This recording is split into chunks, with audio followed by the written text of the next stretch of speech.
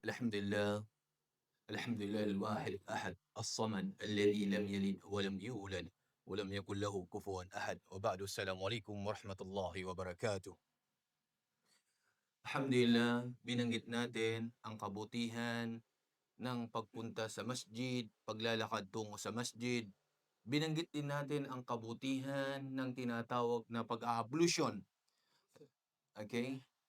At ngayon babanggitin natin ang kabutihan ng pag-i-stay ng masjid, Allahu Akbar. Kabutihan ng pananatili sa bahay ni Allah. Tandaan natin ang bahay na ito, siyang kaibig-ibig para kay Allah. Sa isang hadith na binanggit, "Ahabbul bilad ila Allah masajiduha." Ang pinaka-the best ika nga lugar para kay Allah ay walang iba kundi ang kanyang mga masajid. Eto yun mga kapatid, mga magulang. Dito na kung saan nakikita natin sinasagawa natin ang ating mga ibada at mga pagsamba tulad ng pagbabasa ng Quran, pagdidikir, pagdudua, okay? At iba pang mga ibada at pagsamba natin. Ito sana ginagawa natin. Dito nakikita ang mga mananampalataya, mga Muslim at itinatayo natin ang sagisag ng Islam. Allah Akbar. Dito yung pag-aaral. Kaya dito rin mapiyayang lugar na kung saan dito binabalot ni Allah subhanahu wa ta'ala.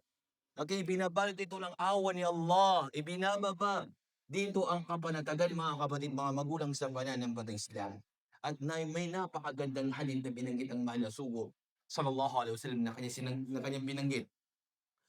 "Al-malaikatu tusalli ala ahadikum ma dama fi musalla alladhi salla fi ma lam yuhdith taqul Allahumma ighfir lahu, Allahumma arhamhu." Allahu Akbar. Na kung saan ang mga malaika, imagine nananalangin sa mga tao na yan, as long na hindi ka umalis sa lugar mo, subhanallah, na hindi na batal ang iyong ablution halimbawa, ay nagdudua sa mga anghel na nagsasabi, "Ya Allah, patawarin mo ang aking alipin." Allah Akbar. Sino ba hindi nagkasala? Sino ba hindi nagkasala kapatid? Imagine sino na nanalangin? Walang iba kundi ang mga malaika. Katanggap-tanggap ang kanilang dua, ang kanilang panalangin. Allahumma ighfir lahu. Ya Allah subhanahu, imagine. Ya Allah, linisin mo sa kanyang-kanyang kasalanan. Bawiin mo sa kanyang-kanyang kasalanan. Patawarin mo siya, Allah. Hindi lang ito, Allah marhamhu. Ya Allah, kahabatan mo siya. Dito sa dunya, sa kabilang buhay. Allah Akbar.